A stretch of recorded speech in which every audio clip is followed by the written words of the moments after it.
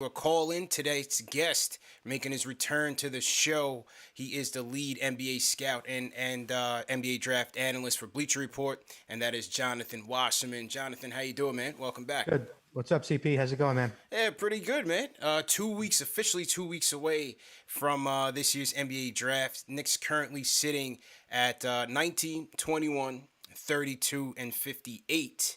Now, we want to talk about some of the more realistic options for the Knicks. A lot of the mock drafts have Sharif Cooper going to the Knicks at 19. Now, Tibbs has said he's looking for some more shooting and some wings. But there seems to be a lot of guys, including yourself, that like Cooper there at 19. What's your take on him?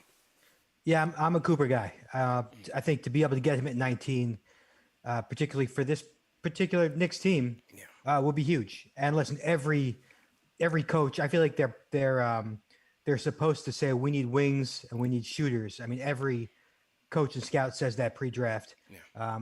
because every team really does need that. But that doesn't necessarily mean that that's who they're exactly targeting in the draft. And so, yeah, I mean, the whole Knicks squad was there to watch Sharif during his pro day.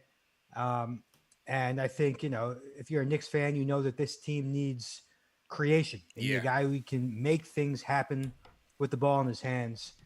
And to me, Cooper, maybe, he, except for Cade, um, he's right there with a guy who can create something out of nothing. And not only does he have that elusiveness off the dribble, but his vision, his passing skills with both hands. I mean, I don't see any reason why he can't be a high assist guy in the NBA. So to me, he's a big target in my mind, or somebody that they should go after at 19. But there are also plenty of wings and shooters that will be available to them as well. Absolutely, man. 20-8 in his season at Auburn. As you said, the playmaking skills just jump out the charts. What are the scouts telling you, and from what you've seen, just breaking down film in terms of his shot making ability? Didn't finish too well at the rim at Auburn. Didn't shoot the ball very well at Auburn. Knicks have that this year with Peyton. Running and gunning out there. What are the scouts telling you about his shooting upside? So when Cooper started, he came in late this year, and his first game was a big one, and I immediately was like, this kid's a lottery pick, and I quickly put him in my top 12 or so, and every scout I reached out to was like, slow down. I see more of like a change of pace guy off the bench. He can't defend, he can't shoot, and he's probably going to have trouble finishing at the rim. And that's why we're even talking about a guy who could be available to the Knicks at 19, because not everybody's on board. And certainly when you look at his shot, he doesn't get much elevation off the ground. He leans back a little bit. Um, there's some hesitation about how good of a shooter he could be, and obviously that's a big part of if you're a lead guard and you can't shoot off the dribble. That kind of lowers your ceiling a little bit. So Yeah. there's definitely skepticism about his shot, which I think to me would be a good thing for the Knicks in terms of like him being available at 19. But yeah, I got to see him work out solo in Chicago, and he didn't. I got to see Trey Mann right after, and like when Trey Mann was shooting, you thought that everything that was going to leave his fingertips was going to go in. You didn't really have that feeling with Cooper, but at the same time, I think if you put Cooper in a lineup with shooters around him, and you just say, "Look, Sharif, play to your strengths. I want you to go out there and get 15 assists. I don't care if you score once. Just create shots for guys around you."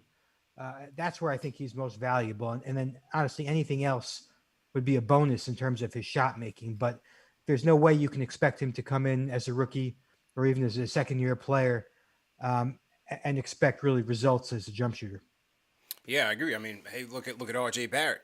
Took R.J. well into his second season to really put up some respectable numbers, and hopefully that carries over into his third year. And I agree with you. If they do take Cooper, even at 19, I mean, we desperately need a floor general as much as we do need scorers and shooters as well. Getting somebody that can help Julius create. Julius took a significant leap as a playmaker this year with the offense, but we need more. R.J. showed a little bit. I'd like to see them emphasize him in the offense. But getting somebody at the one would be critical. We saw that when D Rose came in.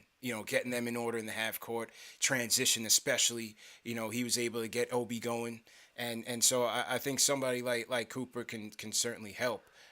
Um, No, I was going to with say, like yeah, go ahead. in the playoffs, obviously Randall struggled, and part of that I think had to do with just everybody kept, there was so much pressure on Yeah. him from a media standpoint, but also on the court standpoint. Like they rely so heavily on him to generate offense, and just to have another guy to be able to create shots would just take so much pressure off Randall. And so even if Yeah. it's Cooper coming off the bench, we talk about lead guard and starting point guard and what's his ceiling. Even just bring him off the bench. He's the Yeah. 19th pick, and so lower your expectations in terms of his ceiling and think more about his value to this specific roster.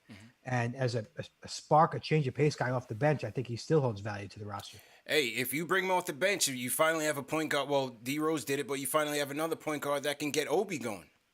Oh Get my Obi God. going in the pick and roll and the lobs. I think that would help us tremendously. Mitchell Robinson hasn't had a consistent threat at the one, to really get him going as well. So Yeah. I think he can help. Obi and Sharif would become best friends real quick. Yeah, yeah, absolutely, man. Now there's conflicting reports. People are saying that the Knicks didn't interview him.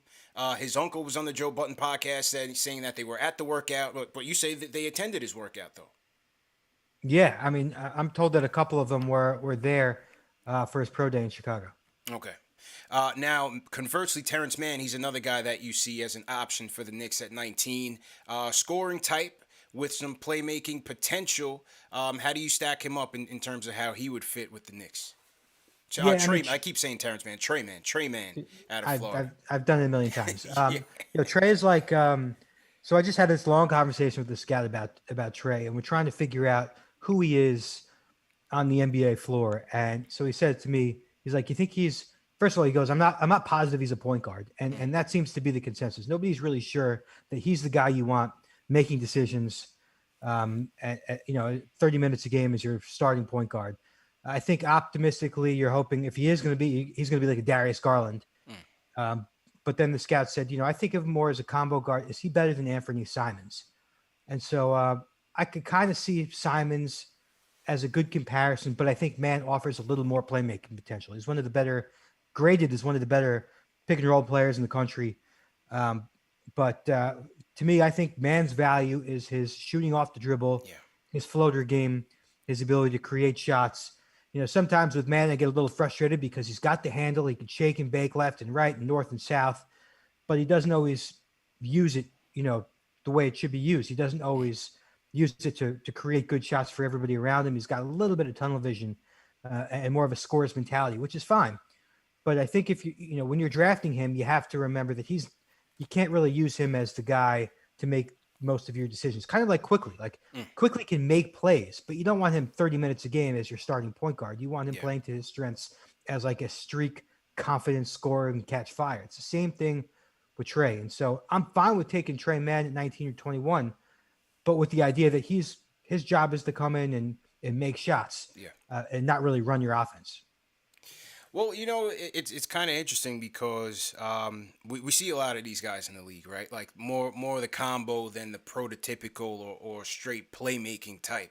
And with the Knicks, and you've seen it with Randall. Randall took that step, and like I said, RJ certainly has potential. So it's kind of interesting there, if they took a guy like a Man, if they felt like they would have enough playmaking, enough ball movement to really get the offense going, because they could certainly use a shot creator there as well. Yeah, and you wonder if Tibbs, like, is he going to trust a rookie point guard? Right. Or would he rather go after, pay $5 million to get another Alfred Payton type, Right. who's a veteran, who Tibbs he trusts those older guys to just, push the buttons, just make as many good decisions as possible. Yeah. And give you some stability out there. It's tough to picture Tibbs. That's why I was kind of surprised that the Knicks were actually in or reportedly in on Sharif, because he's a little bit wild, 4 turnovers a game. But it's going to be interesting to see if they're willing to trust the rookie point guard, or if they're going to say, let's value shot makers and self creators and try and get a veteran to really run the team.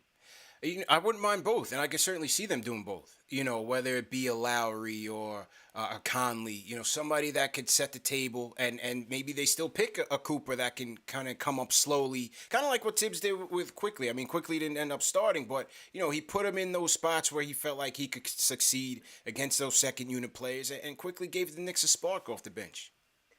Yeah, no, and I love that that Tibbs kind of recognized like we got to play this kid. He's just too good Yeah. at making shots, and the Knicks need shot makers and guys who can get their own. But not to kind of change the subject here, Mm. but we're talking about point guards in this draft who have some maturity and come off as veterans. And Josh Giddey from Australia, to me, and I tweeted this out before. To me, he's got to be one of the targets if you're looking to trade up. Mm. He has that veteran presence about him, and he's one of those guys who just makes good decisions, elite passing IQ. He may never average more than 16 points a game, but the taller Ricky Rubio comparison is one I've floated out there, and scouts kind of are in on.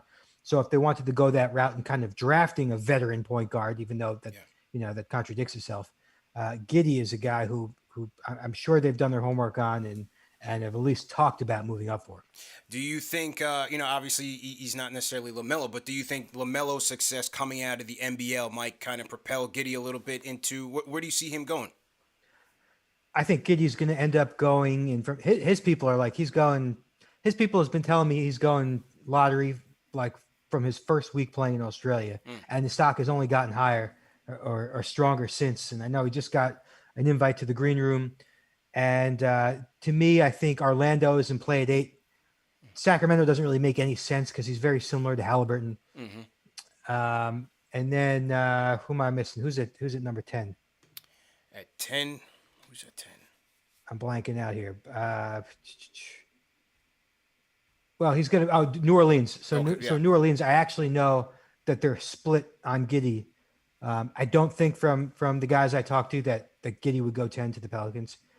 And then San Antonio, I just can't picture him getting past San Antonio. So I think I could see to that get being a Giddey, pop I think the pick. Knicks would have to trade into the top 12. Interesting. Now, before we get into that next pick, on the subject of trades, right? You have Golden State at 7 and 14, in another big position as they were last year with multiple picks. OKC, they've got 3 within the top 18. I mean, how do you see potential trades shaking out? Within the lottery there. Yeah, there's going to be action. I mean, I don't know what's going to happen, Yeah. but there's certainly going to be action. I mean, and including the Knicks, like they're not walking away with 3 of those. No, I don't see 3 it. of their 19, 21, and 32. I mean, they're obviously going to trade one of those or try and package them. And same thing with OKC. Although OKC is the one team I could imagine actually sticks at every pick, just because their roster is at phase 1 of the rebuild, and they might as well take 3 swings in this draft and hope to, catch a break and get a stud take as many swings as they can. Golden State is the interesting one. They have, what are they going to do at 7? Are they going to keep 14? Are they going to try and move up into the top 5 with 7 and 14? So they have Davion Mitchell in today.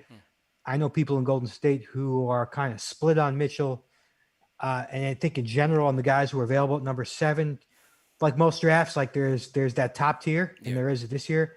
And then there's like the next group, and nobody wants to be part of that next group. And that's kind of where OKC is at 6 and Golden State is with 7. So there's going to be a lot of phone calls.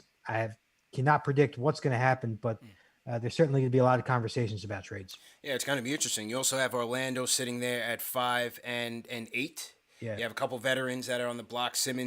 Ben Simmons definitely on the block. There were earlier rumors that Siakam could be on the block, with Toronto sitting there with the 4th pick. I think Dame is a long shot. But how about Sexton? What do you think about the Colin Sexton trade rumors with the Knicks and just how that factors into what Cleveland might do sitting at number 3? Dude, I was going to ask you about that.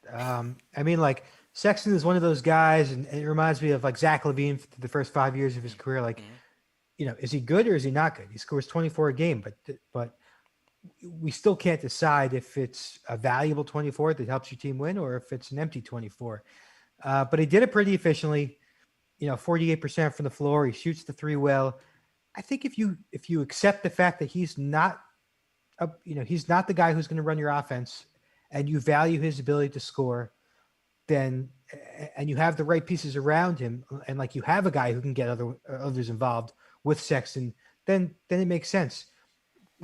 Obviously where I have trouble, and this is the big question is, if you trade for Sexton, you obviously have to re-sign him, and what is he worth? And how does How does that impact your ability to get other guys? And so that's where I'm struggling. I'm struggling to decide. And I didn't get to watch enough Sexton games this past season. I've watched him since AAU when he averaged 30 a game. I watched him in Alabama. I watched him more during his rookie season. There's no doubt this kid can score, and he's going to be one of the top scorers in the league for a while. He brings a toughness and a swagger and intensity and unlikability. Like, guys don't like him, which at some point is a good thing for depending on your team. Hopefully your teammates like him, but opponents don't like him. And he's got that brashness to him. And so, I don't know. Do you re-sign him to a long-term deal? CP, what do you think? I think it's tough. I'm not a fan of paying twice, and that's why I'm leery of him. I'm leery of Lonzo just trading assets and then having to figure out how much you're going to pay him. You're hearing numbers like 5 years, $168 million, which is kind of crazy. And Ian Begley just came out with a report today saying that the Knicks are trying to keep the cap flexible for 2022. So that's another thing. They bring him in. How do they factor in, having enough cap space for one max deal? And if that's it, are you comfortable with a Sexton Randall one max players, quote unquote, if you even get that? Where is that really getting you? So I think it's a tricky situation. But based on the rumored parameters of the deal, whether it's OB, maybe 19 and Knox or some, sort of concoction like that, I think the Knicks have to look into deals potentially along that route to try to improve the roster and get some talent in here. So listen, so I saw that rumor the other day. Yeah. I'd be shocked if Cleveland, and this is nothing against what the Knicks would offer, but every team obviously overvalues their own pieces, their own assets, right? So if you're Cleveland and you just had Sexton average 24 a game efficiently, you'd imagine that Cleveland, who drafted him, Kobe Altman drafted him, right, would, and I'm not saying Obi is not going to be good, but Obi is unproven. Number 19 and number 21 are unproven, and Knox is really just a throw-in of zero value. So you're giving up a 25-point scorer who is 22 years old for unproven pieces. I just don't see any way that Cleveland would ever make that deal. Yeah. And so that's kind of why I'm like, it's fun to talk about this deal and think about whether Sexton makes sense for the Knicks, but I don't see Cleveland accepting a deal for 3 unproven pieces. Unproven. Yeah. I agree. On the OB subject though, because I came out with a tweet a couple days ago, and I've been kind of saying this throughout the season. I see redundancy with Randall, and I see if because I don't see the positional flexibility. We haven't seen the coach willing to put the two of them out there in a lineup for significant minutes to see if they can mesh together in a small ball situation. I have a hard time really seeing how OB develops on this team if you figure that they're going to max Randall with a 4-year deal eventually. Yeah, Obi got screwed, and the worst thing to happen to Obi from a development standpoint was Randall becoming an all-star, and it's an unfortunate situation because, of course, if you're New York, you love what happened with Randall, but if they knew Randall was going to be this good, it's hard to imagine they would have taken Obi. That's right. And so, can they play together? I mean, obviously there are concerns about their defensive pairing, even though Randall was good defensively. But it's hard to imagine Tibbs trusting the two of them together, particularly if they bring back, if Mitch is there and they bring back someone like Noel. But so pretty much Obi right now is in the spot where it's like his job is to be the energy guy off the bench. And coming out of the draft, that's not really what we expected, and not probably what he expected. He was the National Player of the Year. He led the nation in dunks, and pretty much his job is totally different than it was at Dayton when he was a go-to guy. And now he pretty much stands around the arc, waiting for a catch and shoot opportunity, or he sits in the dunker spot waiting for an easy catch and dunk opportunity. I wish the Knicks ran a little more pick and rolls for him. Me too. And a little more action towards the basket. Gave him a little more opportunity. I think there were some concerns that we saw that maybe a lot of his offense won't translate in terms of like, he's not a guy who can take you off the dribble from the arc, which I think big guys need to be able to do. And, he's got those high hips, his center of gravity in the post. He had trouble gaining position.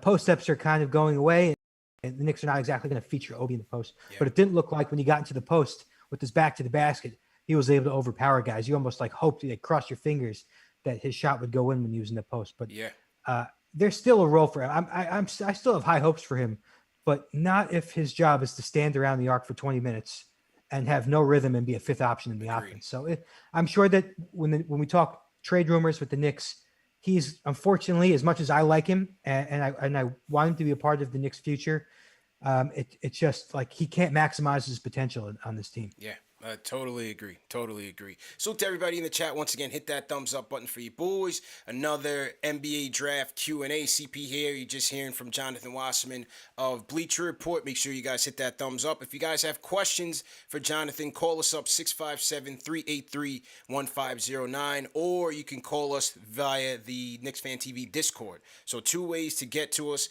Make sure that you guys are tapping into the phone lines. Also, remember that this show is presented by Manscaped, the #1 men's grooming tool below the waist. Fellas, summertime is here, and make sure you guys join over 2 million customers who are subscribed to these Manscaped products. You know I swear by it. This is featuring the Lawnmower 4.0, and they just debuted the Perfect Package 4.0. Featuring the Lawnmower 4.0, you get ball deodorant, ball toner, boxer briefs. It's a great package. Make sure you guys check that out. And they're offering 20% off plus free shipping. So you go to manscaped.com, enter promo code Knicks, get 20% off plus free shipping. Okay, so another option at 19. This is a guy I really like at 19, and that is Chris Duarte out of Oregon. Yeah, Duarte is he's the same age as Devin Booker. Yeah. So you better expect quick results from him. I actually just heard from a team yesterday who said he had a terrible workout. Oh, and he was not in shape. wow. And I think, he didn't go to the NBA Combine. I'm told he was a little bit stubborn in that he would only want to when you go to the Combine, you have to participate in specific activities there. You can't do your own thing. And he refused to go a week without working out with his own guy. Ooh, is what I was told. Is that a red? I mean, that's got to be a red flag, right? I don't think it's going to stop a team from drafting him, but I don't think he hadn't played much, and supposedly it showed in this particular workout, but it's not going to. We've watched enough of him for 2 years at Oregon to know what he does well, and I think with Duarte, like the guy can make shots and he's tough. He's kind of like a badass, and that he's a 3-and-D guy, and the question with Duarte is the shot creation. Is that going to translate? He's not a great athlete. He's not like wiggly or shaky off the dribble, but he's a good shooter off the dribble, and he's a very good spot up shooter, and he's got great defensive tools, and he's tough, and he's kind of got a pro's mentality, and his background, JUCO to Oregon, like he's one of those guys who just makes things happen with his career. So I'm good with Duarte for a Knicks team if he's like, you keep both of those picks, right? And you go with a young guy at 1 pick and Duarte as like 21. But, I think there's a little more upside to be had in the 19 to 21 range than just Duarte. So, yeah, sure, he's a target. And I think in my last mock draft, I had the Knicks taking him just with the assumption that they're looking to win now. Suddenly the window has changed. Yeah. And he is one of those win now type of guys. And teams are watching, like Cam Johnson, who was 23 when he was drafted, and he's suddenly helping the Phoenix Suns in the playoffs. There's no reason why Duarte can't do the same thing in that same exact role. And so, yeah, that's kind of the thing with Duarte. You better get quick results.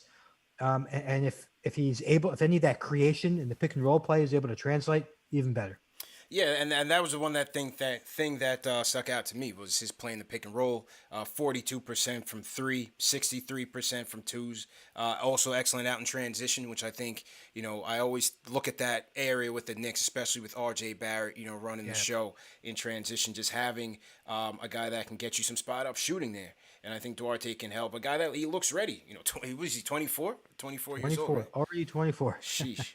That's interesting, man. But interesting to hear that he didn't have much of a workout, but we'll see how that goes. Another guy that you like out of Tennessee, Jaden Springer. What's the latest on him?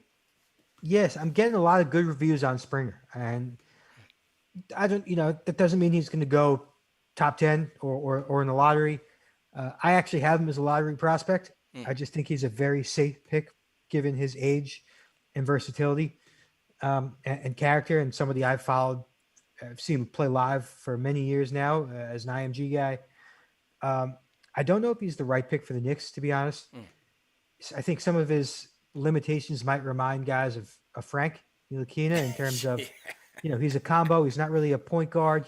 He's not really a good enough scorer to be considered like your classic two, but he does a lot of things well. Um, and I think he's going to be a very good defender at both backcourt positions. But I think he's going to take some time to see results. I think the comparison I've been using for him, and scouts are totally are on board with it, is D'Anthony Melton, who's just got great defensive instincts. He's not your lead guard. He's more of a guy who plays off secondary action from the wing. You didn't see many pick and roll possessions at Tennessee, which angered a lot of scouts. But he makes pretty good decisions. He's a good spot up shooter. Once he's found an opportunity, he's an opportunistic player. He's not somebody who's going to break you down off the dribble. I'm hearing now that his ankle is fully healed, and supposedly, according to his people, he was banged up all year, and that limited him. He only had 4 dunks this year at Tennessee, but supposedly he's blowing people away in workouts with his explosiveness and 41.5-inch max vertical. His standing vertical was the 5th highest at the combine, which you would never guess based on watching film from him. But I think between his age, his ability to play on and off the ball and defend both backcourt positions, and somebody who impacts winning, to me, he's a very solid, safe prospect who probably has one of those high-end role player ceilings. Interesting. Yeah, it was interesting. My guy Raphael Barlow, NBA Draft Junkies, made the Frank comparison. So people in the chat weren't too thrilled with that, but you know how it goes, man. But FIBA Frank is another story, man. FIBA Frank. Yeah. I mean, listen, Frank was, like, you could say Jaden is the guy that we all thought Frank was going to be. They're in the same umbrella, the same mold. Comparing him is not saying that he's going to, give you little results for 4 years, and then by the end of his rookie contract, you're probably going to let him go. Yeah. It's that he's that type of guy, right? Where he's not your lead guy, he's not your scorer, but hopefully he could be the best of both worlds and give you a little bit of everything. Well, yeah, a little bit of a role player. Okay, so to everybody in the chat, once again, hit that thumbs up button for you boys. All right, so we went through your realistic picks for the Knicks at 19. We talked about Jaden Springer. Let's take a call real quick, and before we get to some picks at 21, let's hear from Papa Left. Hang on, let me get Papa Left in here. Papa Left, what's going on, bro?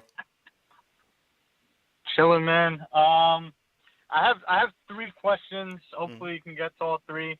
My first question is, how much of Tibbs not playing young players is a narrative built on, his historical coaching career versus what he was dealt with last year?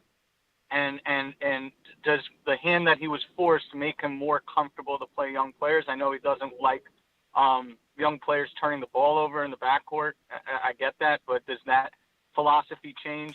My second question is, if the Obi deal goes through for Sexton, is there a stretch 4, like a pick and pop kind of like player, because we don't really have that, or like even a 5 that you see at 21 or 32? And the last one is for Jonathan. He's one of my favorite players in college basketball the last couple of years, and I just wanted to know what you think, if you think he has a chance in the NBA. It's Jose Alvarado from Georgia Tech.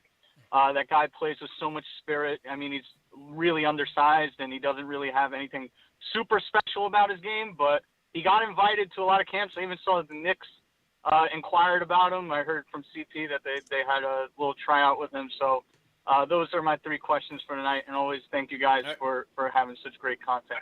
Thanks a lot, bro. So Tibbs and playing the young players, is that a stretch, or not playing the young players rather? What do you think? I mean, I think last year might have opened his eyes a little bit. Yeah. And I think he's become more open to it, and going back to his past and what he was dealt. That might have played a role in why he was, a little reluctant, and just the fact that he was always around veteran guys.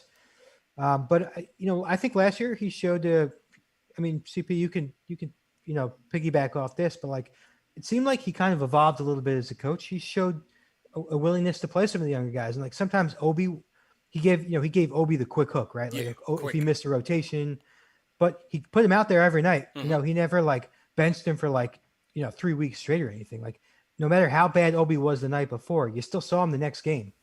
And so, and then with Quickly and RJ like led the league in minutes or was up top 2 with Randall. I mean, I think he evolved a little bit, right? I think so. I think so. I mean, I think number one priority was winning, right? And so I think he looked at, let's say, the Knox thing, right? He didn't play Knox. Yeah, I was a bit disappointed. I want to see him play more. But in Bullock, he saw Bullock as his most versatile defender in the lineup, a more reliable three-point shooter. And I thought there were stretches in during the season where Bullock really proved to be that guy. Quickly had his moments. Once he showed in the preseason that he could help this team, he gave Quickly opportunities. Now, it wasn't, prominent minutes. It wasn't major minutes, but he put him in the spots where he thought he could succeed. So I thought if the young guys showed and proved that they were ready to play, he didn't have a problem playing them. Now, Frank, Kev, I don't know what the future holds for them, but, it didn't really translate for them. But I think he wanted to balance winning. He wanted to win, and they ended up doing so. Didn't work out so well in the playoffs, but he ended up doing so. Stretch 4-5, around 21. You would like Trey Murphy at 21, Boom. right? That's your answer. Trey Yeah, Murphy's I like your it. answer. Except that from what I'm hearing, he's not going to be there. I mean, he seems to be rising by the day.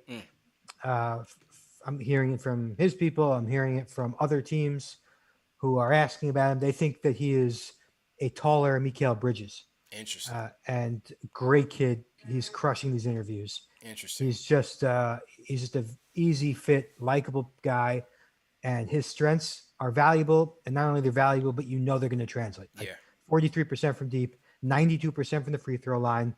He's a very mobile defender at his size. In fact, I think you should play him at the 3. I think that's where he's going to hold the most value.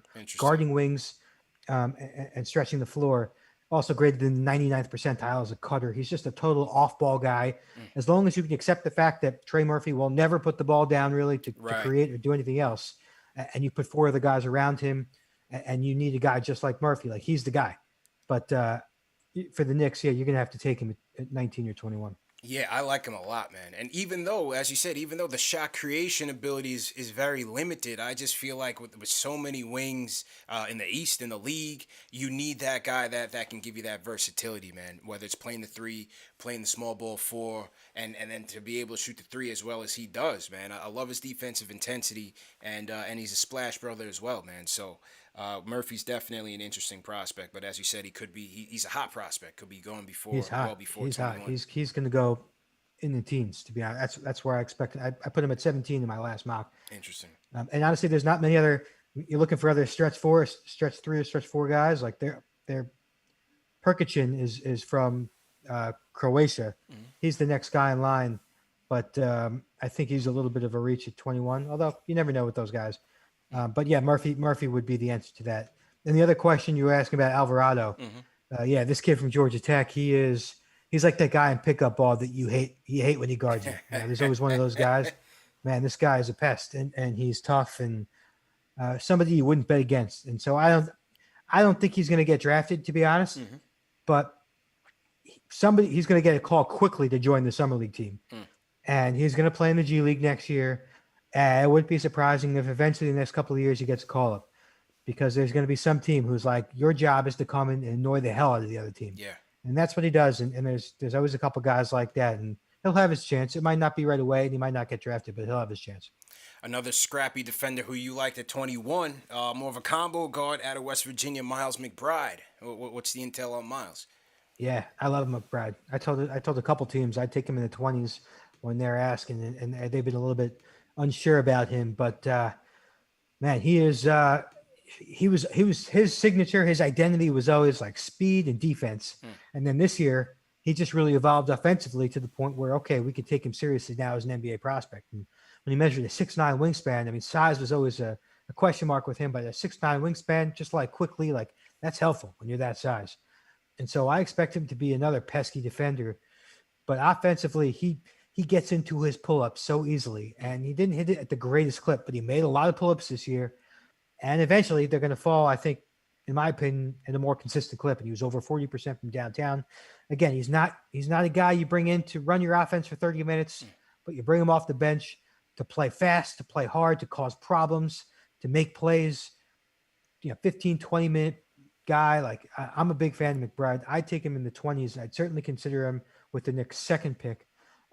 His stock is all over the place. I don't know where he's going to go. I'm really curious to see if he gets a green room invite. If teams are really, a lot of them are giving him first round grades, but he's the classic like fringe first round guy who teams are asking around about. I talked to a scout the other day who had him as a mid second rounder, and I told him you got to move him up, bro. And he's like, all right, I'm going to do my homework. I'm willing. I'm open to moving him up. And so we'll see how he does during workouts. But to me, he's somebody worth taking as long as you can accept that he's not like a star point guard and you can, you accept his role, which is going to be energy guy. The third guy you have as a realistic option at 21, Zaire Williams out of Stanford. Didn't have a great season, but scouts are seeing some upside with him. What's the intel on Zaire? Yeah, I mean, Zaire's been around for a while. I mean, he was always a top prospect as a junior in high school at Sierra Canyon with BJ Boston, and he always popped 6'9" size, effortless shooting stroke. I think this year he really had trouble. Well, he got hurt. He didn't play too much, and suddenly his role changed. As there's veterans on that Stanford team, and he did a lot of spot up work. But where his stock really dropped is his arms his body is so skinny. He really buckled with contact, and that made me a little bit nervous. He's not one of my favorites because of that. It puts so much pressure on his ability to shoot consistently. And he was 29% from three this year. And he's never been consistent. The eye test was always better than the numbers with Zaire. But, you kind of think about like Cam Reddish, who had who was a great high school player, did not really get comfortable his freshman year at Duke. But talent-wise, you always have to think long-term. And long-term with Zaire, for a 19-year-old who's 6'9", who has a picturesque shooting stroke, can handle the ball, has good defensive tools. Stanford kid, he's really, really smart. He just gets things. It might take him a couple years. I could see the Knicks liking his player type as a 3-and-D guy. He wouldn't be for me, but long term, you could see him having a role in the league. Very interesting. Another guy who's a question mark in the draft right now is Jared Butler, combo guard out of Baylor. He's in the health protocol. They're not so sure whether he's going to get cleared with a potential heart issue. Are you hearing anything with him? Do you think his prospects, do you think he drops because of the issue, or what's going on with him? Well, teams are still anxiously waiting. I've reached out every day to hear if anybody heard something. And so far, nothing. And naturally, it might deter a team from taking him at 19 or 20, which is where I'd always projected him as kind of a mid-first rounder. If you don't have that clearance, it's like kind of tough to take him when there are other guys like Trey Mann and Trey Murphy who could be on the board. So I do think he slips a little bit. I mean, I can't picture him leaving the first round. I could always see a team at the end of the first round being like, well, what are the chances of us finding a gem at 28 anyway? We might as well take a chance on Butler. Kind of like the mentality when Denver took Michael Porter, despite everyone saying, oh, his back is going to give him issues throughout this whole year. You just, why for a certain playoff team, it's like, well, why not? Let's take a chance. We got nothing to lose. So I think he might slip a little bit. I don't see him going to the second round. But, it's an unfortunate situation for Butler that this news kind of came out because there were no issues through 3 years at Baylor. Yeah. And this was something that came up during his recruiting. I'm told he had a defibrillator put in, but nothing's happened since. And so obviously, when it comes to the heart, you're overly cautious. Yeah. And it really will come down to the team, just like it did with Baylor. Like there were teams at colleges, I think, who didn't want anything to do with it. And Baylor said, we're willing to take the chance. And maybe there will be one team who's willing to take the chance. The Knicks took quickly. The Kentucky connection was there. They ended up trading up to get him. Or trading back to get him, rather. I'm sure they liked Maxey last year. Now this year you have BJ Boston, who came in with a lot of hype, sizzled out, with his freshman year in Kentucky, and Isaiah Jackson. Where do you see these guys slipping in the draft? Yeah, Boston. Like in all my years of doing this, I don't think I've ever been so surprised by a guy I ranked so high being so bad during his 1 year. I mean, he wasn't very good in any aspect of the game. But again, long term, he's 19. He's 6'7". He clearly has a nice shooting stroke. He actually shot 40% from downtown his last 10 games. And so from the scouts I talked to, people not only are people off the wagon, but they don't like his game. They don't like his attitude. And so I think he's going in the second round, which to me, if you can, take a chance on him in the second round, that's a risk worth taking. Yeah. And then Isaiah Jackson, to me, I didn't really see it on film. Every time I watched Jackson, I was underwhelmed. Obviously, he's a big time shot blocker. I think, in my mind, I'm kind of picturing a Mitchell Robinson type, but he's not as big as Mitchell. His job, at least the first couple of years, just like Mitchell, is going to be catch lobs, finish misses, run the floor, block shots. Like, that's it. Don't put it down. You're not going to take many shots outside the paint. He does have some touch in the mid-range. And I think with his quickness and his motor, he's got the chance to be a very good defender. But he fouled a lot. Like, he's one of those guys, like sometimes with Mitchell too, and not to knock on Mitchell, but sometimes the shot blocking wasn't always reflective of his defensive impact. And so Jackson has the tools to be a awesome defender, but it's going to take him a couple years to figure out how to play the whistle, and how to, anticipate and not foul, and offensively, like, how long is it going to be till he could start make mid-range and outside shots and put the ball on the floor? He didn't really do much of that this year. So I think, Jackson is a fine pick in the 20s for a team that's looking for a lob target, an easy bucket guy, and a defensive activity guy. But I think, if you're looking for upside, you're not going to get it if you're going to get it at all, at least for a couple, 3 seasons. Yeah, I'm curious to see how they play the front court depth. With Mitch entering probably his last year of his deal, $1.5 million. That's a steal. I wish the kid would be making some more money. I gotta think Noel goes elsewhere and gets maybe a multi-year deal. I think he's earned it. I don't think the Knicks invest there. I don't like Pell. So I'm interesting, and they like were quick to like sign him to a multi-year deal, which I didn't understand. But I'm interested to see if they try to get some insurance in the draft, or maybe undrafted free agent or something like that. Yeah, I'm curious if they keep playing the Kentucky card. I could easily see them looking at Boston and being like, well, if this kid was a potential top 5 pick a year ago, maybe he just had a cold 20 games. Sometimes we forget, like, college basketball season is 30 games. Maybe he just had a bad 20-game stretch because his last 10 games he shot 40% from 3. And so, if there's a team that values Kentucky players, at least, with this new management and Leon, maybe they take a chance on him. And same thing with Jackson. And I know some people who think Jackson has like way more offensive skill than he was able to show. In Kentucky, obviously, if you look back at the history between Hero and Booker, and there's just guys who, in that system with so many all Americans, you just don't always have the opportunity to showcase your full skill set there. You have a role to play and you play it. Yeah. And so it'll be interesting to see if the Knicks kind of are seeing buy low opportunities in these Kentucky guys. Salute to everyone in the chat. Once again, hit that thumbs up button for you boys. CP Jonathan Wasserman here, another edition of the NBA Draft Q&A. We're going to get to some more calls in a second. If you guys are new in the chat, leave us a hashtag new, and we'll shout you guys out. Definitely want to shout out Got You Open. One of the gamers on Twitch sends us a super chat, so definitely appreciate that. And call us up, 657-383-1509 or KnicksFanTV Discord to get your question in. Jonathan, Knicks also sitting at 32, which is an early pick in the second round, and then 58, which is like one of the last. Who do you see maybe at 32 as a potential sleeper pick? Yeah, I mean, the funny thing is, like, 32 and 21, it could be the same group of guys. Right. I have no idea if a guy who I think they're targeting at 32, they might take him at 21. Yeah. Quentin Grimes is somebody, Houston guard, former McDonald's All-American, transferred from Kansas. Good combine, right? To the Final Four. What's that? He had a good combine, Quentin Grimes. He had an awesome combine. He's the best player on the floor in both of his scrimmages. And he just screamed pro. Like, his vibes were just like, this kid's a pro. And maybe that means a 7th man for the rest of his career. But if you get a 7th man at the 32 pick, that's a win. Yeah. And so he brings a lot of the things the Knicks are looking for, which is shooting, secondary playmaking, toughness, high IQ. He just screams role player. And so to me, he's somebody who definitely helped this stock. And if you're a team who's just looking for a guy to contribute on a rookie contract for the next couple of years, he is clearly an option.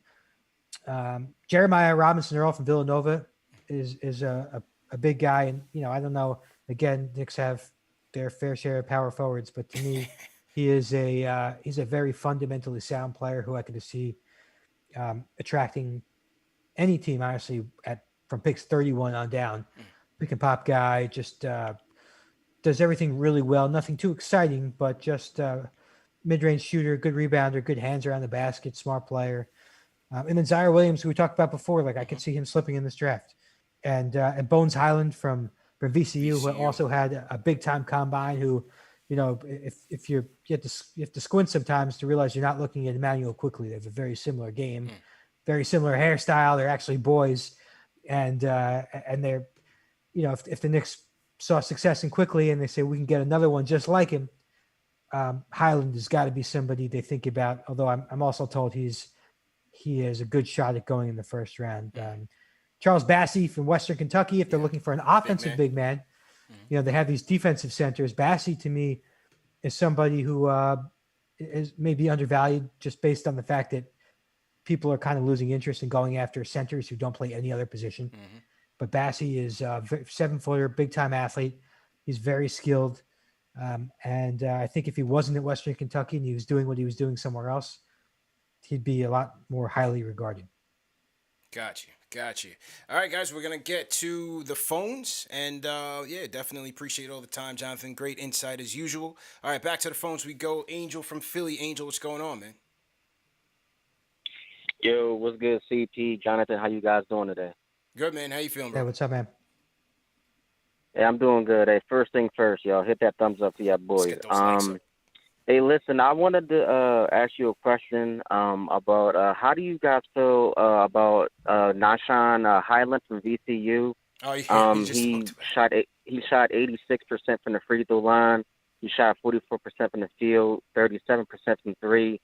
But he did average 1.9 steals and then three threes, every game, and 4.7 rebounds per game also. Because I honestly think Trey Mann and Cooper, I think the only way we get any one of those guys right there is if we move up in the draft order. So I don't see any of them falling to 19. When you look at how Phoenix plays and how Milwaukee plays, shooting is you got to be able to shoot nowadays. And I just don't see them falling to 19 or 21. So in terms of maybe making a trade to move up, the Warriors, I mean, maybe if you take on, Andrew Wiggins' contract and you get that 7th pick and you give up 19, 21, maybe 32, maybe Kevin Knox added to that, that'll work. But I just, we really need shooting, man. I'm just done with Elfrid Payton. He misses too many layups. Yeah. I'm done with Frank.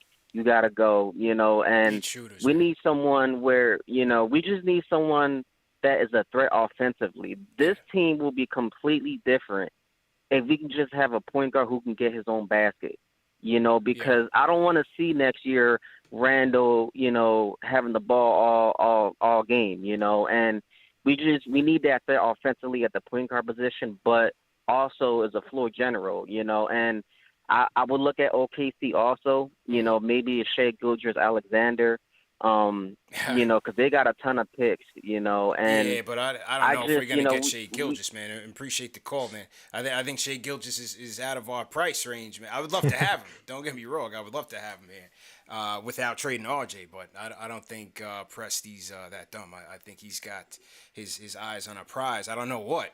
They got 100 draft picks, but we'll see where they end up. But you just spoke on Bones Highland. As far as what the Warriors do, I gotta think with those picks, even if they were looking to trade, I gotta think they're looking for something that can help them win right now, rather than something to invest in the future.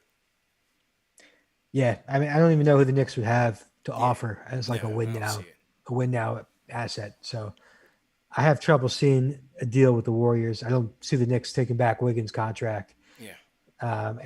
Going back to Highland, like again, it's possible that they saw the success in Quickly and just kind of want to replicate it and just do the same thing and get another guy who can make shots and create his own. He's not a point guard. He's definitely not a point guard. 16% assist percentage, tells you that, but so does the eye test. Like his job is going to be to come into a game and be that microwave instant offense guy. And there's nothing wrong with that. Yeah. I mean, you could always have more of those guys, particularly if they're the 21st pick or 32nd pick in the draft. But he's not your answer at point guard. And going back, like, yeah, I think the Knicks have a better chance of getting Trey Mann at 19 than Cooper. I think Cooper has a little more star potential because he's got an identity. Like he could be one of the top assist guys in the league. Mann, I think Mann will be there at 19, to be honest, just because people aren't really sure what he is. Right. And that will scare some teams if you can't really picture. You know, it's funny. Every time I talk to a scout, the comparison game is real. Like NBA teams do that. And I think a lot of general managers have their scouts make comparisons for guys because you want to be able to picture who that guy is going to be in the league. Not a comparison like he's the next Steph Curry, but like what type of player is he going to be? Mm-hmm. And so with Trey Mann, like I was talking about earlier, like we can't figure, is he Anthony Simons? You know, is he Darius Garland? The fact that you can't put a label on him, I think is going to allow him to slip a little bit. But with Cooper, you know, we know what type of guy he's going to be. He's going to be a high assist guy. So somebody who again, we talked about it earlier, I think the Knicks should target, but you're right. I think the Knicks may have to trade up to get Cooper, but Mann, I think he'll be there. So to everybody in the chat, once again, hit that thumbs up button for you boys. Once again, remember this show is presented by Manscaped. Fellas, go to manscaped.com, enter promo code Knicks for 20% off plus free shipping on the Lawnmower 4.0, and check out that Performance Package 4.0 as well. You definitely want to check it out. Shout out to Tricky Nicky. What's going on, team #new? Jay from Florida. Jay, I see you in the chat, man. I figured you're going to be calling in with a draft question. You know, this is your time of year. So if you want to call in, 657-383-1509. We're going to take it to the Discord. Jay from East New York, you're coming up next. Make sure you unmute yourself. No speakerphone. Jay from East New York, what's going on, bro? He's taking it off speakerphone. Jay, you there? Yep. Yo, what's good, man? Oh, okay. Give me 1 second. I gotta pause it. Jay, come on, man. You know the rules every time. Okay. Man. Yep.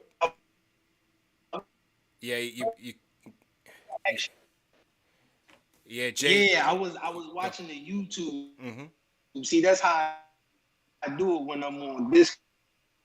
Yeah. I watch the YouTube, but the YouTube be a little bit behind. Okay. But anyway, yeah. So what's going on with Marcus Bagley? Hello? Yeah, I'm here. Yeah, I just wanted to know what's going on with Marcus Bagley. I mean, he already talked about Miles McBride. I wanted to know about him, but y'all already spoke about him. So what's going on with Marcus Bagley? He's going back to college. He's going back to school. Yeah. Wow. Well, that's all I got for now. Appreciate it, bro. Sorry, bro. Yeah. What was that? What was the motivation behind him going back to school? Did his team feel like he wasn't ready, or?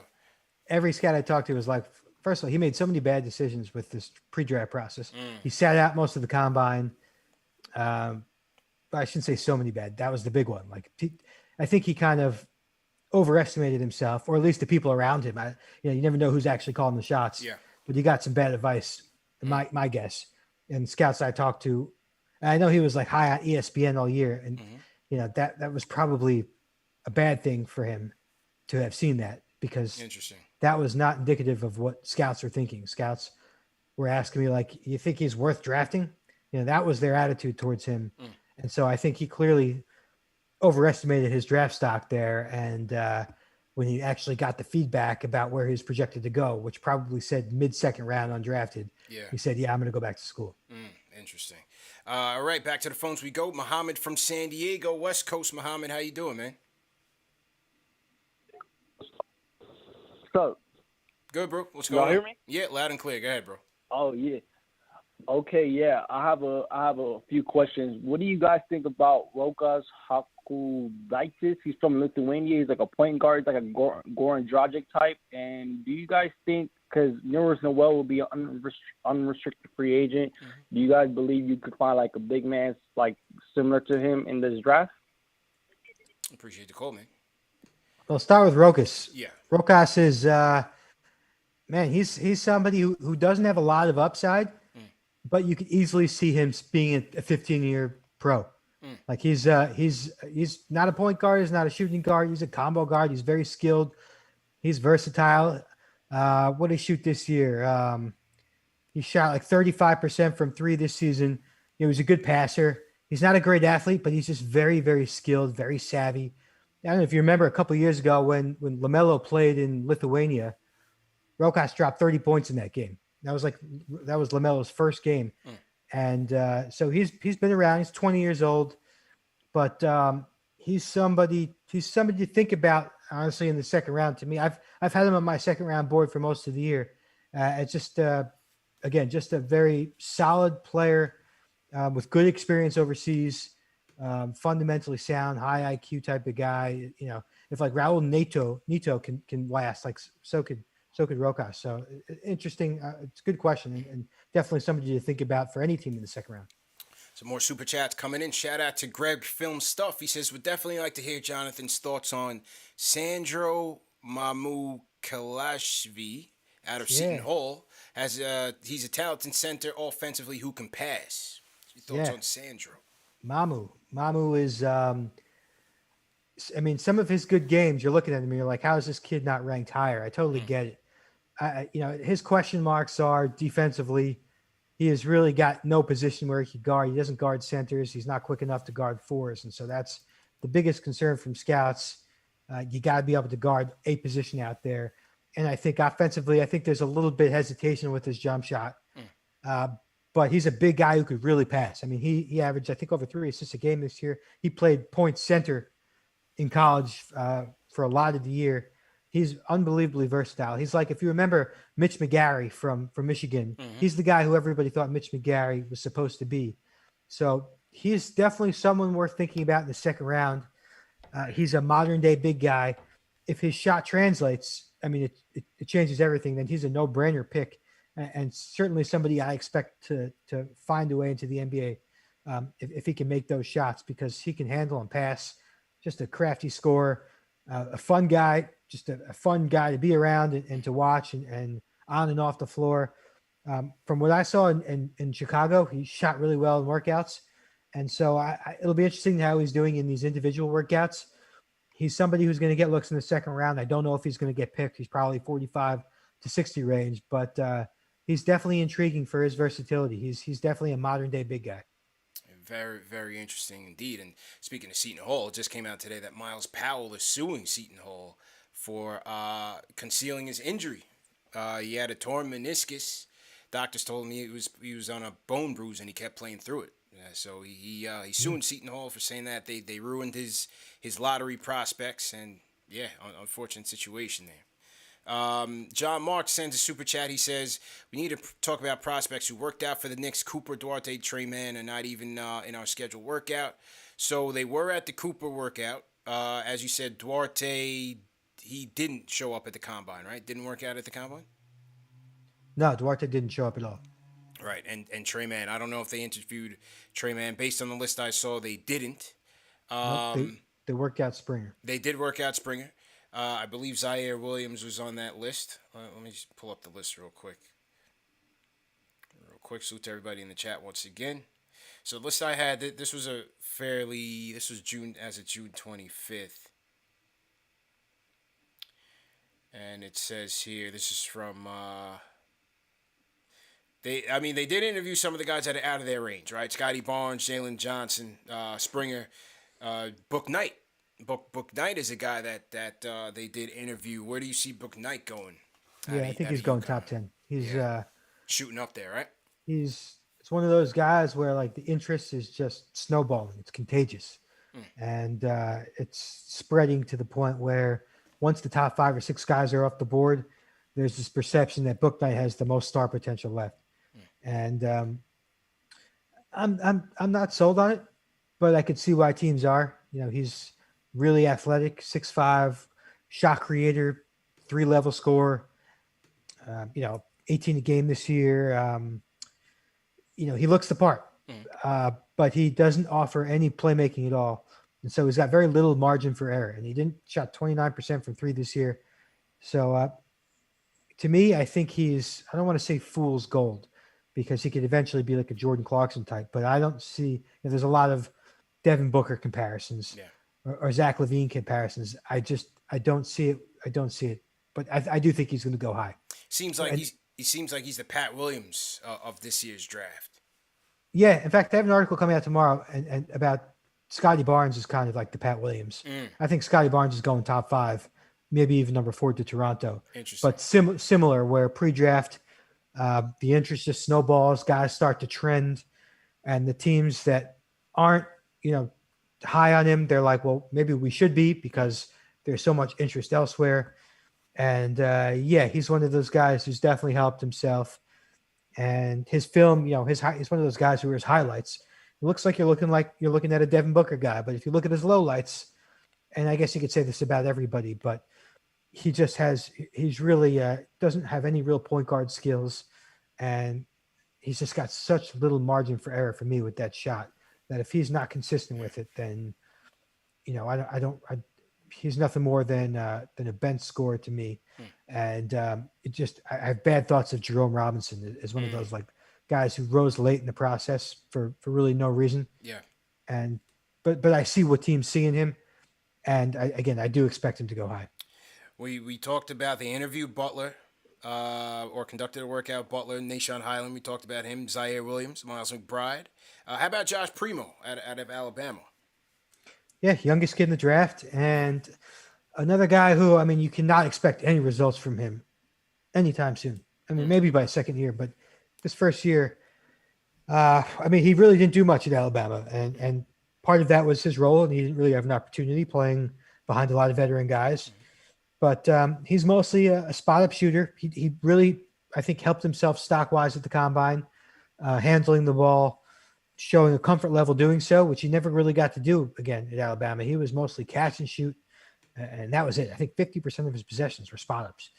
And so 6'5", definitely a good shooter. That really creates a strong foundation. And then anything for a guy who's 18 years old, doesn't turn 19 till Christmas, there's just so much time and room for him to improve on top of a foundation that's already valuable as, again, a 6'6" shooter. So, I don't know if he's for the Knicks, but a team who is willing to stay patient. To me, he's like, a playoff team should take him knowing that whoever they take is probably not going to play much anyway. You take him as some guy who you're going to unleash after a couple of years when you're going to have some roster turnover, and you can afford to stay patient with him. But, I think 19-21 for the Knicks for this particular roster and where they're headed doesn't make too much sense. Christian Moretta sends a super chat. He says, thoughts on Quentin Grimes. We did cover Quentin Grimes. As Jonathan said, the best player at the Combine. Certainly played well against his competition. Combo out of H-Town, Houston Cougars. Anything else you want to add on Grimes? Yeah, no, just, again, just a total pro. I think made 100 threes this season. 100 threes in 30 games, which, just to go back, if you rewind on his career when he got to Kansas, he was known for versatility. The guy does a little bit of everything, but the knock on Grimes was that he doesn't do anything great. Well, fast forward 3 years, and now he's a knockdown shooter, and he still has some of that versatility. He's not a playmaker, but he can make plays, and he's not a scorer, but he can get you buckets. He did shoot like really poor percentage inside the arc this year, but again, between his maturity, his IQ, his tools, and shooting, to me, it's really hard for me to picture him not in the NBA in a couple of years. Interesting. You have time for a couple more calls? Yeah, I'm good. Okay. Salute to everybody in the chat. Once again, let's hit that thumbs up button for you boys. All right, let's take a couple more in here. Let's get let's go to my guy Jay from Florida. Jay, how you feeling, bro? Yeah, run it up for your boys. Yep. Run it up for your boys. Hit that subscribe button. Hit that like button. Yep. All of that. CP, Debbie down back. I'm coming with the fire. I'm coming with the fire, CP. You know why? Because Knicks fans only care about the season. They don't care about the grind. They don't care about building the team out. The 4th seed was fool's gold, very negative for building this roster. I don't care. I'm going to say we should be around the Charlotte pick, 11. But my question for Wise is, from a scale from 1 to 10, Wise, I know you got your sources. I know you can't let everything out the bag. But from 1 to 10, do you see the team moving up in the draft? Second question is, I like Moody. Moody's my guy. I think Moody's like Allen Houston Part 2. I think he could score off the dribble. I like his jump shot. I love Moody. If I'm trading up, I want Moody. Late picks, I want Trey Murphy. Trey Murphy shot 43% from 3. Or I want that ball hog from LSU, Cameron Thomas. one of those any one of those three players, we walk away with any one of those three players, I'm happy. We need bucket getters. Yeah. I don't want to experiment. I want people that could put the ball in the hoop. My last question is, what you think about that Verns kid? The Verns kid that worked out for the Knicks and OKC. Oh, Verns. What's the perception of how yeah. How do NBA teams see him like putting polls on Twitter talking about who got the best fan base or I'm gonna go work out for this team? Like it's like he promoting it every 5 minutes. He followed like, me, man. I was about to DM him and tell him once you get to the Knicks, you know that's coming out of there. So I'm glad he followed me now. So yeah, man. Appreciate the Vrenz is a character. This guy Vrenz is first of all, it's funny how many people know him. Yeah. Like this dude played in Belgium in like a really shitty league, and didn't get invited to the combine, and like he's got this whole like following on Twitter. And I'm following him too, and he sent me a couple DMs, sending me his workouts and stuff. And this guy's funny. He's getting workouts. Like he's got 12 workouts. He's interesting. I guess you guys talked about him before, CP on your pod. But like, yeah, he's a 6'10" playmaker who made almost 2 threes a game. So the competition was not very good that he played against. But I think teams are really interested to get extra looks on him. And my man who called in, I love the 3 guys you mentioned. Yeah. And that Moody Allen Houston comparison, I've heard it before. I like it. Moody is, Moody, to me, he can go top 10. He could slip a little bit. I talked to a scout yesterday who wasn't as high on him as everybody else. But obviously, to me, if you're the Knicks at 19, you grab him. Can they move up? I don't know. I'm sure that they're having a lot of conversations about seeing how far they can move up. But also, like, if there's somebody specifically they want, if the guy they want they think is going to be there at 19, then they're not going to try so hard to move up. But yeah, Moody would make a ton of sense. Cam Thomas, you brought up, and I'm glad we haven't talked about Cam Thomas. Yeah. I'm high on Cam Thomas, and listen, it took me like a year to get high on Cam Thomas because he's got the craziest shot selection. I watched the game yesterday against Auburn. I rewatched the game against Sharif Cooper, and there was this one play where he dribbled down the floor in 3 seconds, 27 seconds on the shot clock, and he took a fadeaway 2-pointer and he nailed it. He's wild, but he's such a good shot maker. And if you look at the guys, the freshmen in college basketball who've averaged 23 points in the season from a major conference, it's Trae Young, it's KD, it's Michael Beasley, and it's Markelle Fultz, and that's it. Like he did something that nobody does, and the guys who did it were studs. And so to me, yeah, he's got some warts. He takes bad shots. He's indifferent on defense. He will never pass you the ball, but he's so good at putting the ball in the basket that I think if you can get him at 19 in the draft, you do it. Take the risk, yeah. Why not, man? And as long as you have a coach like Tibbs who's going to put him in his place, and you have veterans who are not going to deal with the shit of like taking fadeaways with 27 seconds left, or in the NBA, 20 seconds left in the shot clock. Yeah. Like as long as you have the right guys around him to kind of control his shot selection, then I think he's going to be a big value pick in this draft. And we talked about Trey Murphy earlier. Yeah, he's there's no doubt that his shot's going to translate. He's going to be a stretch forward who guards a couple positions and just a very safe pick to me. So to everyone in the chat, once again, hit that thumbs up button for you boys. All right, Ari, up next, man. Ari, what's going on, bro? Hey, what's up, guys? How you guys doing? Good, bro. Yeah, so I want to talk more about the Sexton talk. I'll go with whatever Jay from Florida says about the picks. I know he does his research on this, and so all the guys he said sounds good. I'm with him, but listen, man. Oh my God, are we really gonna run it? Are we really gonna run the next 4 years, maxing out Randall and Colin Sexton? Is that like what the plan is? I don't see the Sexton thing happening, man. Honestly, yeah, me neither. I don't see it happening, bro. Because, listen, man, what I think we should do is I think we should use both picks. I don't think we should move up in the draft with this, unless, there's someone who slips and there's, an opportunity. I think we should just take both picks, right, draft both of them, right? Because, what Jay said is right, man. It's like we were the 4th seed. Everyone wants to be in win-now mode. We have to still build from the future, right? Yeah. So if you have 2 draft picks, this gives you 2 more pieces, right? I wouldn't trade Obi without knowing what Obi is, first of all. We don't even have a clue what Obi is. We have no idea what Obi is. So before we trade him, I think we should at least get a glimpse of what he is, right? And I would just keep on adding assets and cheap pieces. You could upgrade at point guard without giving Lonzo Ball 4 years, $80 million. Like Elfrid Payton was our point guard. He's like the worst point guard in the league, right? It's not going to. We have Luca Vildoza, who looked pretty good to me, right? And you still have Derrick Rose, assuming he's going to come back. Yeah, I think maybe he doesn't get starter minutes, but he's good for 20, 25 minutes a game. You could upgrade at point guard without compromising your cap and continue to add assets and then take your shot in 2022, right? If you make both these draft picks, you draft both of them, right? Obi, let's say he develops a little bit. Now you have a lot more pieces to trade. You could trade Obi, you could trade Knox. You could trade some of these guys for a star, right? And then still make a star who's better than Randall. Like I don't want to sign I don't want our next max guy to be Colin Sexton, who's not even as good as Randall. Like if you're gonna get another max guy to pair him with Randall, he has to be better than Julius Randall. Gotta be better. Or, I don't need another max guy worse than Randall. So, I would just continue to do the slow build and take your shot in 2022. Upgrade a point guard. I really like Jalen Brunson. I know he's going to be somewhat expensive, but I'm with UCP. I think he's very undervalued because he gets overshadowed by Luka. I think he's a lot better. The eye test says he's a lot better than what his numbers put up.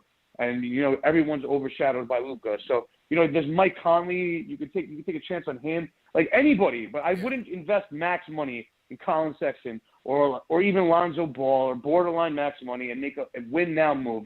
I'd rather just be patient, add pieces to the puzzle, and then continue to improve cheap improvements on short contracts. And that's just my take. Appreciate the call, man. Appreciate the call. I'm with you on that. By the way, first of all, I love Brunson. I mean, I would love for Brunson to be the point guard for the Knicks of the future. And one of his points that you made, like we don't even know what Obi is. That's why I don't think a trade is ever going to get done with Cleveland, because like they're not going to trade for something that they don't know what he is either. Right. And so that's why I just can't picture. I'm sure the Cavaliers value Sexton more than Knicks fans do, and they're not going to trade him for a guy that they don't even know who he is, which is Obi. And then the other point of like of keeping 19 and 21 and making picks both, I like that idea too. I guess the argument against that, you could also say, well, they can move up. They could trade 19 and 21 and get into that lottery range, but also have 32, which isn't much different from 21. Right. So you can still get two basically first-round picks, one of them being the lottery.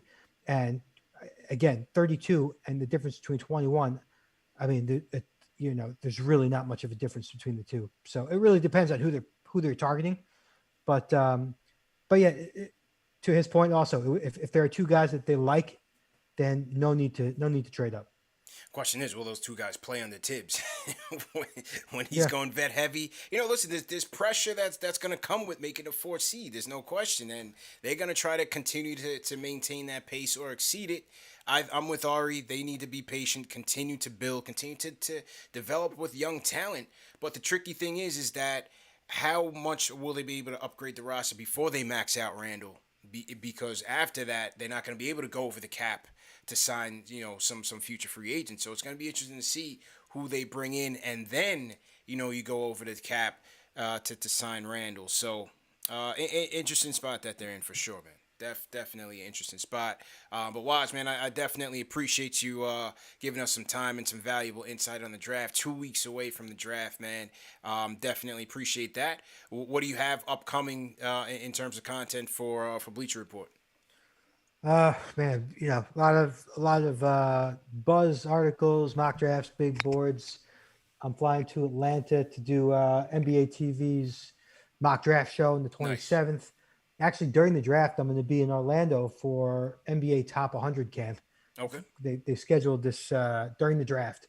Interesting. The top high school prospects, so I'll be there. But in terms of draft stuff, same old. 2 weeks left. So anything I hear, I'll try and get it out to you guys. Sounds good, man. I'm sure it has to feel good to be able to get out and about this year as compared to last year, in terms of evaluating prospects and stuff like that. I'm also glad that the draft is not in November, so I don't have to talk about Cade Cunningham every day for another 4 months. Sounds good, man. Just drop your Twitter handle for the people in the chat so they can follow you on Twitter. NBA Draft Was on Twitter. NBA Draft Was. Jonathan Wasserman, thanks again. And thanks again for joining us, man. I really appreciate it. All right, CP. Thanks, man. All right. That was Jonathan Wasserman of Bleacher Report. Hit that thumbs up button for you boys. Got some great insight on the draft, man. Always appreciate him coming by and dropping some intel on us. So what do you guys think, man? Who were some of your prospect ideas at number 19, 21, 32? What are you guys thinking, man? Remember, this show is brought to you by Manscaped. Go to manscaped.com, enter promo code Knicks for 20% off plus free shipping. New Lawnmower 4.0, fellas. Do not be caught lacking. It is summertime. Make sure you guys take care of that. Just make sure you guys take care of it, man. You can't be going out on those dates and everything, sweating and all that. So make sure you guys take care of it. I'm going to take some more calls, man. I haven't been on for a little while, so I'll take some more calls to wrap up the show. Definitely appreciate everybody for tuning in. Who we got in here? We got almost 800 people in the chat. Definitely appreciate you guys for tuning in. Louis Diaz, appreciate you. Louis says, what's your thoughts on Eugene Amorui? My fault, I definitely missed that. Didn't want to keep Waz on here too long, but Louis, I'll get that answer for you tomorrow, or I'll put it out on YouTube. So definitely make sure you tune in. Greg Film Stuff says, last one. How do you feel about Vrenz Blindberg? So he did mention Vrenz as an interesting prospect. Knicks did interview him, as my guy Raphael said. Knicks also interviewed Blindberg, and Raphael was kind of the first one to kind of uncover him and get an interview with him. So make sure you go to NBA Draft Junkies on YouTube. Check out Raphael's YouTube channel. He's got an interview there with Vrenz Blindberg. So we'll see what happens, man. Certainly some interesting prospects. Smarty Jones, thanks for the super chat. He says, good chat. Yeah, it's always a good chat with Waz and all these guys, man. These guys eat, sleep, and drink the draft. So this is where you got to come to get your intel, because you're not getting it from anywhere else. I can guarantee you that. We're getting the best of the best, the guys that watch these guys on a daily basis, and we definitely appreciate them coming on and giving us some time. Will from LI says, what's the idea of Corey Kispert? Really long for a strong wing in the draft. Kispert's my guy, man. I like him a lot. The wing versatility, obviously a sniper, sharpshooter, but could put the ball on the floor. And I think we could use that. As I said, he's my Joe Harris prototype, even though neither one of those guys played too well when it mattered most.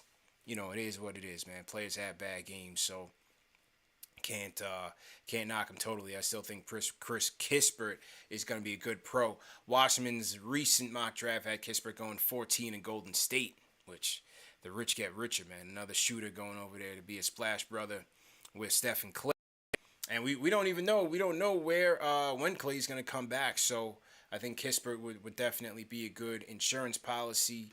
And also Wiggins. People mention Wiggins being a potential, trade piece again. I don't see Golden State being that motivated to get out of that contract just yet, because I think they will they'll use Wiggins as insurance. They bring Trey back as they bring Clay back slowly. Let's go back to the phones. Val from Jersey. Val, what's going on, bro? How are you? Good, man. How you doing, Val? Good. I have a quick question. Mm-hmm. Being that Randall reverted back to the Fizdale Randall in the playoffs, and Obi kind of looked like he was trending upwards. Yeah. I think you brought up something early that the Knicks would be hesitant to kind of giving him the money because that takes away from future free agents. Do you think this is the year the Knicks kind of have this Randall versus Obi thing where you see, should we keep Randall or should we keep Obi? Because we can't afford to max out Randall if he's going to only take us to the first round and we lose. Basically, the Tracy McGrady Randall. We can't afford to pay him all that money and we lose every year in the first round. So do you see a scenario where the Knicks kind of do a Obi versus Randall to see which one is the better fit for the future? Thank you so much, by the way. Appreciate it, bro. Appreciate it. No, not necessarily. I don't think they play it like that. I don't think they play a, trial by combat sort of thing to see who sticks. I think they know Julius is our guy, for better or for worse. And Obi's just, they got to figure out how the whole Obi thing is going to work. Are they going to play them in a small ball lineup? Can we finally see Obi and Julius in a small ball? Moving his feet extremely well. That was my fault. Had ESPN playing. Are we going to finally see them in a small, truly be able to tell what you're going to get out of Obi's by playing a minute? And how you going to play in minutes if it's not going to be at, a small ball 5 in tandem with Julius? Are we ever, you got to ask yourself this: are you ever going to see a situation where Obi and Julius are closing the game for you? Not likely. Not with Mitch there, and not with Tibbs valuing rim protection and having a more traditional big out there to help anchor that defense. I'm not so sure. I would like to see it. I think we could potentially create some advantages there by playing Obi small, and that's if he's knocking down his threes. But I think a big factor in his development is going to be the personnel, who he's with. We mentioned Cooper. You bring in Cooper off the bench with Obi. That's box office. Is it a Conley? Is it a Lowry? There's some. You saw Derrick Rose's impact on Obi last year. So I think the personnel is very important in terms of his development. And then in terms of the Randall Max contract, I think they're going to go into free agency with it. I don't think he's going to take that first deal, which I forgot what it was. I think it was around like four years, 125 or something of that nature, which would have like equated to like the 30-something highest paid contract in the league. No, I think they'll go into free agency after this season, and I think he'll bet on himself. I think it's just a cost of doing business. I think they're going to give it to him regardless. I don't think they're going to let him walk. And I don't think there is a deal out there in terms of trade where you're going to get comparable value based on what he's given you at least last year. What happens this coming season, we'll see. When the fans come back at full steam, we'll see who he becomes. We'll see who he becomes. But I think he's earned the respect to give himself a full year for us to evaluate and see who this guy truly is. But appreciate the call, Val. Definitely appreciate you tuning in, man. All right. Let's go to, I see the closers on the line waiting, so we're going to go to him last, obviously. Let's go down to ATL. Courtney, what's going on? What's going on, boss? How you doing, bro? I appreciate you tagging me in. Appreciate it. I reached out the other day. I couldn't make it, but I am hot on this. I was going to leave the Colin Sexton thing alone, but since we're talking draft and Colin, we could do it all in one swing. Let's go. I agree with the previous people that was on. We don't need Colin Sexton. It's not that Colin Sexton ain't good. I'm a Colin Sexton guy. He fits Tibbs' personality. He makes plays. He's not a playmaker. The New York Knicks need two playmakers and a 3-and-D at the 3 position, a younger version. Bullock can go to the bench. They need playmakers, people who pass people open. The reason we didn't get the best of Obi is because Obi's sitting there waving his hand or running sidelines and nobody can talk him out of you. Nobody's creating Burks, plays. Not quickly, not anybody, man. Nobody finding Obi. Not quickly. Nobody was doing it. You couldn't get quickly to get hit with clean catch and shoot. Yeah. They need playmakers. Yeah. They need 2 point guards who can make plays. Like, that's what they do. That's why I am so high on Cooper. Yeah. But worst case, I believe Cooper is going up. I just want to know what you would feel if you walked away from this draft, and the Knicks need to keep both picks. They do not need to overpay for a point guard. The only point guard I would pay for in this draft, in this free agent class, is Lonzo Ball, because he's an elite passer. He will pass. He will make Obi a better player. He will make Mitch a better scorer. He won't miss RJ running down on the right-hand side clean as many times as we watch Alfred Payton do it this year.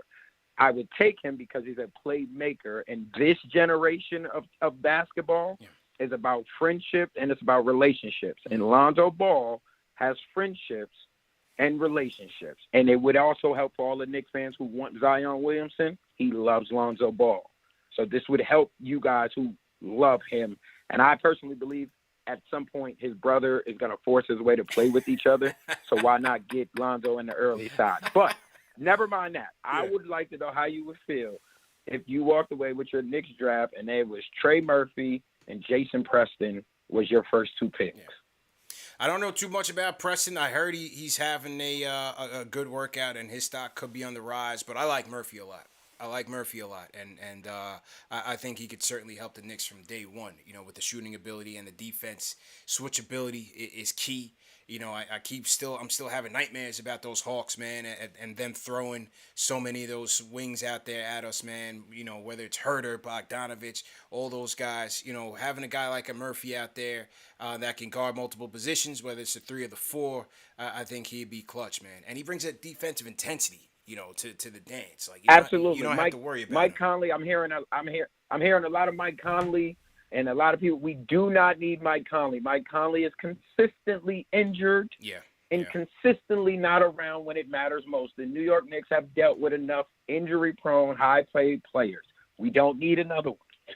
We don't. Well, we absolutely do not need another. I will say this. I'm with you that Conley, he is often injured, and that certainly, calls for a red flag, no doubt about it. But as I was saying in my point guard show with Macri, I think it still is important whether they do go get Cooper or any guard, whether it's Man or whoever. I still think it's important to have a veteran presence at the point for this team to continue to help these young guys get better. Rose was great. I loved Rose in his spots. He can't start, and so. While I'm leery of giving Lowry the money or even giving Conley the money, I think those are the two guys that I would trust in terms of helping these young guys get better. Whether they're available on the court, that's another story. The Lonzo thing is the same with Sexton to me in that you got to pay twice. And New Orleans, according to Shams, he's saying that New Orleans, they have their certain price for Lonzo. If he gets a crazy deal, they'll let him walk. But you mentioned Zion. Zion likes Lonzo, so loves him. I don't know. I think Lonzo's still going to cost you. I think Griffin he's a savvy GM. I think he'll still cost you. So I'm not sure if they go there either. Especially when Ian Begley came out with a article today saying that Knicks are trying to keep the cap flexible for 2022. I'm 1,000%. I want you to check out. Before I hang out, I do want you to take your time, and I want you to check out Jason Preston as a cerebral, high IQ point guard. We'll do. That's a kid out of Ohio, right? A kid out of Ohio. Ohio, yeah. Okay. And he'll be won't cost us anything. And look at it kind of like a little bit better version of Malcolm Brogdon, a better passer. Interesting. I mean, a little bit taller. Okay. Appreciate the call, man. Definitely appreciate you tuning in, bro. Thank you. Courtney down in ATL. Appreciate the call, man. Yeah, I think it was Wasserman's most recent article said he was a fan of Preston, or that Preston was doing well in his latest workouts. So it seems like Preston is trending up. Jalen Julius, we're going to you on the Discord, and then we're going to the closer, Jay Boogie. Jalen Julius, go ahead and unmute yourself, bro. How you doing? Jalen going once. Jalen going twice. Ooh, Jalen has let down the Discord family, man. Jalen, where are you, man? Oof. Too bad, bro. All right, man. Jalen didn't want it, so we got to take us home. The closer, ladies and gentlemen. Jay Boogie from North Carolina. Jay Boogie, what's going on, bro? Salute. 3 capital S's. Shout out to the whole chat. God blessings and blessings to you all. Yes, sir. Hope everybody continue on staying healthy and safe. Loving and missing y'all. But you know what? It is not the off season. It is still the on season. Like I said the last time, phone calls are being made. A lot of conversations are being brought up. A lot of conversations don't need to be brought up. Let me go ahead and just, nip this in the bud. All that Colin Sexton, I'm going to tell you, leave Buckwheat over there with the little rascals out there in Cleveland. We do not want him in MSG. For what? It's like a quarterback. When you draft a quarterback, you find out if he's your quarterback for the future on his rookie contract. The man has done nothing on his rookie contract. I don't care about him averaging an empty 24 points per game. If I got in shape, I can go to Cleveland and average 12 points a game. If you got some bums, that means anybody can score. Let me end that right there, situation right there. I didn't know who Jonathan was, you know what I'm saying? But until I saw the show, I wanted to holler and take the J and put in front of was so I could know who Jay was. But he dipped out on me, just a little wordplay real quick, you know what I'm saying? But just to put this out there real quick, my little dream scenario, what I would love to see happening my starting five next year, it'll be Malcolm Brogdon at the 1, and it'll be RJ at the 2, and it'll be Duncan Robinson at the 3, and it'll be Julius at the 4, and it'll be Miles Turner at the 5. That's what I would like to see. You know what I'm saying? Because it also will free up that cap space for that big crop, just in case that doesn't work. But with that roster right there, you know you got defense, you know you got shooters, you know you got leadership, and you know you got a fighting squad. You know what I'm saying? But also, with this draft thing going on, hey, when it gets to number 19, I'm going to tell you, it's like 3 players. If that boy Murphy is up there at 19 and I still got an option between Cooper and still got an option between Man, guess what I'm going to do? I'm going to get that boy Murphy. Yeah, I know his upside is real high. He's down here with me. I don't see him in action. I know what he can do, and I know what his promising future is looking like. I'm telling you something. That boy is going to be something. And them the type players that we need, somebody that can go all the way out with all complete athleticism and want to play D and going to play with heart. 100%. That's the type person. Only reason why I pick him at 19 because I'm going to play the field with 20 and with 21 because I'm going to get one of them point guards, whether I'm going to get Man or whether I'm going to get Cooper, and that'll solidify me. But oh my God, when it gets to the 32, I also know we need a big. Did y'all see that boy hit his head on the rim? Oh my God, that boy serious. Man, stop playing with me. Don't forget, we also going to need a big, because now you got Noel talk. The conversation is going on. He might go to Brooklyn and all that. They back on that. I don't care what y'all do over there in PK, man. It's an orange and blue city. It's an orange and blue state. You know what I'm saying? I don't care what y'all do. Matter of fact, go get the whole league, you know what I'm saying? Do what you want to do, man. But this is orange and blue, and this is our city, and this is our state. It's going to be here for not only now, but forever and ever. Forever, ever, forever, ever. Yeah, just like that, man. God bless to everybody, man. Y'all continue on staying healthy and safe, man. Just know that thing is still out there. I don't care about the vaccine or nothing, you know what I'm saying? Still work on what you need to work on, you know what I'm saying? You know people falling into protocols, you know what I'm saying? And hope CP3 don't go into that choke protocol, because you seen Chris Middleton, he looked like the young Paul Pierce. Don't let Milwaukee win Game 5. They're going to come back and serve Milwaukee like it need to be done, man. God bless you all, man. We talk to y'all the next day, man. 2 fingers stuck together. Peace. The closer, J Boogie, with the on-season close. The on-season. Don't get it twisted. That's my guy, man. That's how you close the show. J Boogie, definitely appreciate it. What do you guys think about last night's finals game, man? I thought it was a hell of a game. Hell of a game. You know, CP3, I don't know if it's the hand injury. You know, he has some torn ligaments there. I don't know if it's that or just an off night. You know, we saw Booker have an off night. He only had 10 points in Game 3. Well, Game 4, he came back. I thought, you know, I don't think, you know, the Mamba, the Kobe comparisons, I think are a bit overdone. But if there was ever a night where he looked like Kobe, it was last night, man.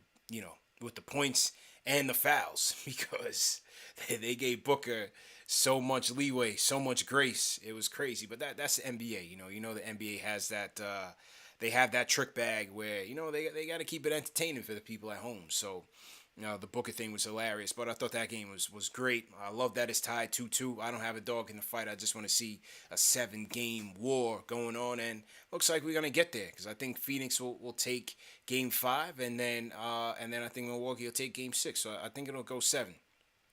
Definitely thinking it'll go 7. But either way, great show, everybody, man. It was great to be back on. Had a great show. Definitely want to appreciate Jonathan Wasserman, Bleacher Report, for coming through. And we got a couple more of these to go. We're 2 weeks away from the draft. We have a couple more of these to go.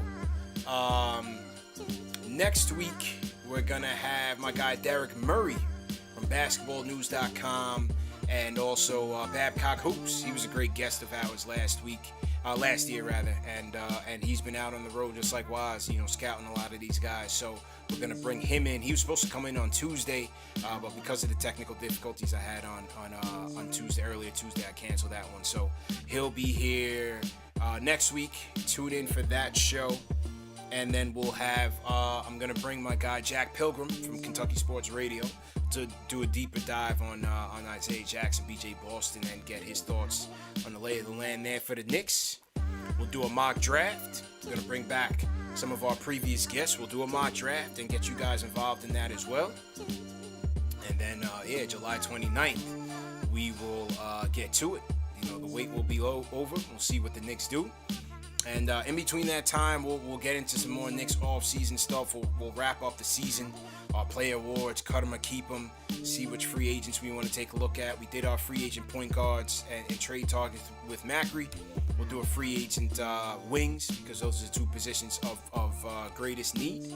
And yeah, man, we're going to keep it rolling. That next thing you know, out to Vegas for Summer League. Hope to see some of you guys out there. And then, yeah, man, we're going to keep it rolling. And before you know it, the season will be here. So stay tuned. Keep it locked. Hit that thumbs up button for you boys. Let's get those likes up. How many likes we got right now? How many likes we got? 306. Let's get that up there. Let's get 100 more likes going. We got 640 people in the chat right here.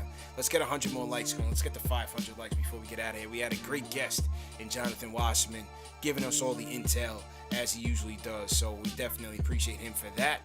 Remember, this show is also available in audio podcast format. Spotify, Apple Podcasts, Google Podcasts, all the major podcast platforms on the KnicksFanTV. So no excuse to miss it. If you guys miss it on video, you can listen to it on audio, whether you're in the car, you're driving Uber, you're driving the trucks late night. Salute to all you guys who are on the grind right now.